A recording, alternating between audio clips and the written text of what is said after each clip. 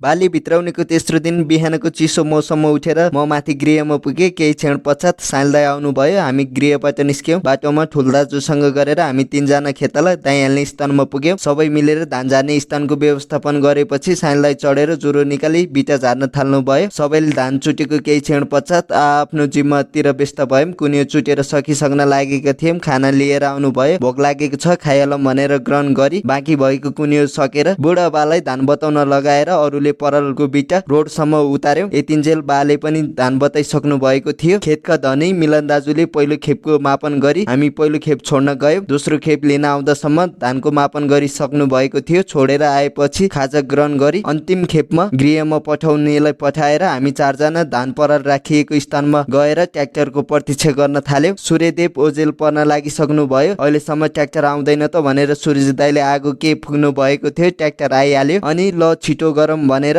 धमाधम लोड गरेर हामी उकालो लाग्यौँ। साँझ पखको हिम श्रृङ्खला र जन्मभूमिको सुन्दर दृश्यलाई निहाल्दै ट्र्याक्टरमा सवार भएर हामी मिलन दाजुको घरनिर आएर सुरक्षित स्थानमा परललाई अनलोड गरी धानलाई मिलन दाजुको गृहमा पुर्यायौँ।